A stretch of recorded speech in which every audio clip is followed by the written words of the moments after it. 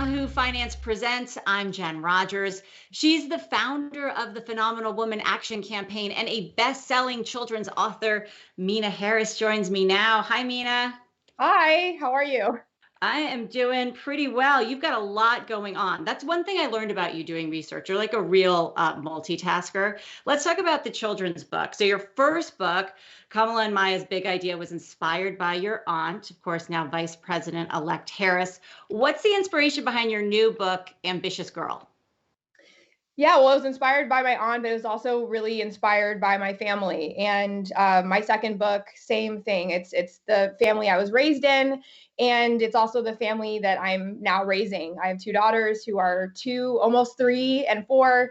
And it was really becoming a new parent, and taking very seriously the responsibility I felt to pass on the values and lessons that I learned growing up in my family, which I now, as an adult and as a parent, realized was a very unique family. It was, all women, really strong, powerful women who were just in the world doing great things. And I had, a front row seat to that. And for the second book in particular, I had, my worldview was basically female ambition. That's all I saw every single day. And, therefore, I was taught early on that ambition was a good thing, right? That it meant purpose, it meant determination, it meant having a dream and a vision and going for it. And when I got into the real world and the working world, and now as a parent, I realized that society does not view ambition, or rather female ambition, so positively. And I really wanted to think about how to pass that on to my daughters in a way that would give them the tools and the language to really reclaim that word in a positive way, and to know it and learn it in the same positive way that I did. So, those values and passing that on to my kids was very important to me. And as a new parent, also, I just saw firsthand the power of children's literature, right? Especially for young kids, it's often the way that they're learning about the world for the first time is through, family and through books, and being able to, pass on those values and lessons, to share them with other children that I, especially on this topic of the power of words and language. I think all of us need that. I think women, I think grown women and adults need it too, frankly. Right. So yeah, that really just influences my worldview, and everything that I do is my family, and my kids. I do think, like, I read it with my 8-year-old daughter, and there's something for her to take away from it. But I think, look, even successful women wrestle with ambition. I read in an interview that at one point you had felt like you were on a treadmill checking off prestige boxes. So Stanford University undergrad, Harvard Law School. Do people think you're ever too ambitious? Do you think that? Do you wrestle with it? I mean, I think there's different ways of framing that. I'm sure there are people who think that I am too ambitious, or to this or to that, right? I mean, that's my joke, is that I'm going to, do an ABC book of all of the words that we use to critique women who are daring to succeed and achieve in the world. And of course, critique women in ways that we do not, men, right? It is a double standard. I think, that quote about me kind of checking these prestige boxes, I think it's not about being too ambitious. I think it was more about, pressuring myself to achieve in what I now look back on as sort of a more traditional career path. And part of that is, I had really incredible role models and examples in a certain space, which was social justice, which was, public interest law, right? Lawyers. And so it's really no surprise that I went to law school, but, it took me a while to sort of find my path. And I don't mean that I sort of, just discovered this recently. I've always known that I'm creative, that I'm entrepreneurial. I was always that kid, like, trying to sell things all the time. I had like 7 jobs throughout college and law school. Like, we've known this, but it took me, time to sort of get off that treadmill. But I actually think it's a really important point that, I would not change anything about that path. And I think that especially for women of color who are doing something that is not traditional, that is not right, or maybe has never been done before, having those credentials have been, critical to my success. Having those experiences, foundational experiences, have been critical to what I'm doing now. And, should that be the case, that we have to have really, really long, impressive resumes to, live out our dreams and to pursue our passions? Probably not. But I mean, it's the reality, right? And so when I have young people who are asking, should I go, to graduate school? Should I consider this? I think it's very dependent on individual circumstances, but I would never change anything about my path, even though it kind of took me a little bit longer to, get to where I am today. It's never a straight line. Exactly. Anywhere, if you're going to get someplace good, at least. So the main character in Ambitious Girl is a young girl of color. And recently we've had a lot more focus on Black girls' treatment in schools. And according to a report from the Education Trust New York, in New York City, Black girls in elementary and middle schools were about 11 times more likely to be suspended than their white peers in 2017. We have a lot of talk now about tone policing. And in the book, you write there's a part about being too loud or too assertive. Are you concerned at all about how ambitious girls are perceived by their teachers, by their administrators, by people in their schools? Absolutely. Thank you for mentioning that. I think it really drives home the point that language has power, that these biases and tools of discrimination and oppression, when we use them unequally for different groups, exist in all spaces, right? And absolutely, you just talked about something which is a huge, huge issue where Black girls, Black children are penalized in school and punished in school in ways that simply does not happen for non-Black children. And there's a term that connects this to the criminal justice system, which is often the outcome, which is the school to prison pipeline, right? That you are penalizing, girls for their behavior, for breaking dress code, right? There's a whole body of study and work on this. It's super important. And it goes to the point of, this is just one way of trying to break that down and to dismantle, right? What are, what is bias and racism and sexism in all of these different systems. And the point is, it's important for teachers to read books like this for themselves, to see young Black girls as ambitious and as successful, and the main character, the speaking character, the protagonist whose eyes, through whom you are viewing the world and the story.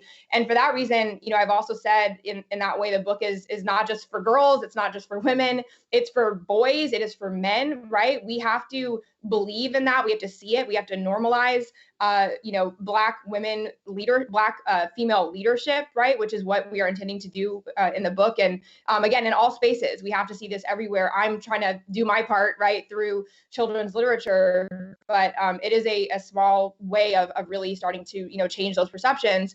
And then also, it's just the fact that we are not represented, right? If you look at children's literature and the need for diversity, just 3 years ago in 2018, there was a study that found that there were more kids' books that had animals as main characters than there were books that had Black, Latinx, Asian, and Indigenous human characters combined. And of those books that had human characters, I believe it's something like over 50% of them were white boys were the main characters, right? So the images that we're showing our children, the images that, teachers and educators and parents are reinforcing has an impact on all of us. Yeah. And it's not just about, Black children like my daughters being able to see themselves represented on the pages of the books, because, by the way, that's what it looks like in the real world, right? We just elected the first female, first Black vice president in the history of the country. So let's put that in books. Let's show that to our children. But again, it matters for all of us. And when we don't do that, when we don't have representation, that is when, the status quo creeps up and says, oh, well, that's too much. That's never been done before. So therefore it can't be done, right? We have to be ambitious. It's almost sort of like, if you dare to do these things in the world, you have no choice, right? It's about asking why are certain communities not represented? Why are certain voices not at the table? Why are certain communities not on the pages of kids' books? And doing the work to build more equity and representation in all spaces. And you're definitely doing the representation part through literature. You have your message that you've been doing with your work that I see on your shirt as well. You did work in tech, and I want to ask you about that. So at Facebook and Uber, and honestly, I was thinking a little bit about the tech industry when I was reading Ambitious Girl, because as you said, we're going to have a woman vice president, but the numbers are actually kind of disheartening out of Silicon Valley. I mean, and not just for women. If you looked at Facebook's 2020 data, the company grew its percentage of Black employees in tech roles from 1% 1% in 2017 to 1.7% in 2020. Meanwhile, they're adding tens of thousands of jobs. So why do you think the tech industry, you're out there in the Bay Area, struggles so much with diversity, having been there? Well, I'll start by saying, yes, it is a huge issue. It is a problem, and we need to solve it. However, it is not just the tech industry. It is truly all industries, right? I mean, we're right now talking about children's literature. It is an issue in the publishing industry. It is an issue in, children's content, right? Look at who is writing and illustrating books. Look at who is making decisions about who gets access to be able to publish a book, right? So these issues exist everywhere, and it's why the BLM protests from last summer were so monumental in really forcing this conversation and reckoning in a way that I, as somebody who has been in tech and has been involved in these conversations around diversity and inclusion for ever and ever, I had never seen people step up in that way. And I think the key is that you have to stick with it. You have to, and it's the work of Black Lives Matter and activists to hold these powerful institutions accountable, to say, hey, in 2017, you committed to doing this, and here we are 3 years later, what's going on and why is that the case? And then of course, as well inside these companies, you need to have leadership that is taking this seriously. I think that, to answer your question more directly with tech, I mean, there's just, it's a big, deep-seated problem, but I think, to look at it from the lens of tech in particular, I think that we in tech have this, culture of building and doing through the lens of like product launches, right? And so you have a whole sort of schema in the way that you're putting out products, and it's from launch, right, and then you get it out, and then you're done, and it's sort of this immediate gratification, right? That you kind of you put the input in and you get the output. But that's not how creating diverse spaces and inclusive spaces works. It's not something that happens overnight. It's not something that happens in the course of a product launch. And I think it's really changing the culture around understanding that if you're taking this seriously, not just about policies and practices. It's not just about putting people in leadership who have decision-making authority and budget to make a difference on this stuff. It's also about baking it into every single thing that you do from day one, right? I look at this in the context of privacy, which is my previous space when I was practicing consumer privacy and cybersecurity, and we have this concept of privacy by design. And the point is that if you create a product and you launch it and you don't think about consumer privacy from the very beginning, and it becomes an afterthought, like, oh, oops, we created Facebook and we forgot about protecting people's data or how this could be used in a bad way, that is a problem, right? You have to be thinking about this from day one and bake it into every single thing that you do and really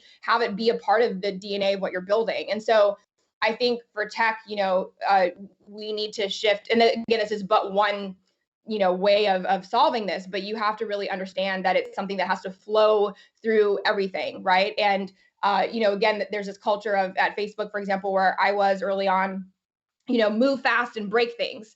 When you move fast and break things, that is a recipe for that happening at the expense of things like culture and diversity and inclusion. And yeah, sometimes it takes slowing down. Sometimes it takes, maybe you're not breaking things, maybe you're unpacking things. I don't know, like, sorry for this terrible metaphor, but there's often this sort of like this urgency, right? We got to get this thing out. We got to do this. We don't have time, to spend 6 more months finding a hire that is ideally a candidate that comes from an underrepresented community. We don't have time. And the fact of the matter is, like, you actually probably do have time, right? You have to, make that decision and decide that it's important enough to slow things down a little bit, right? I'm dealing with this right now myself with building my company. It's very important to me. And yeah, I need, certain things and help. And I may have to wait because I'm committed to hiring people from underrepresented communities. And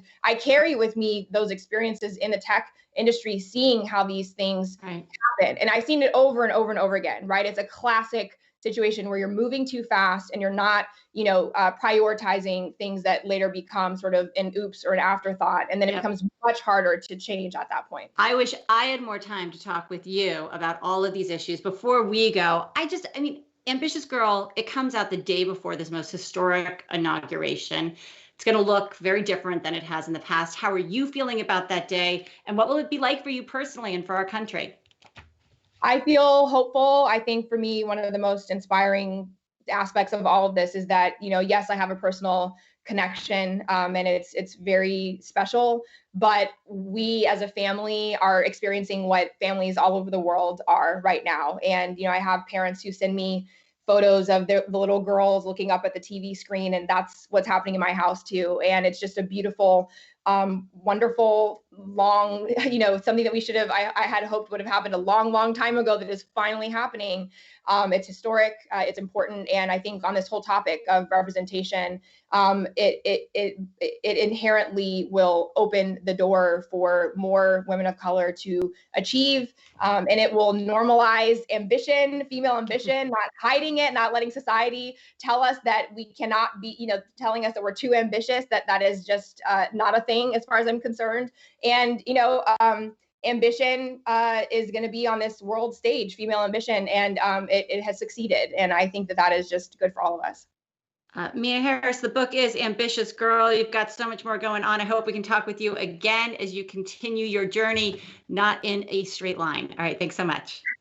Thank you.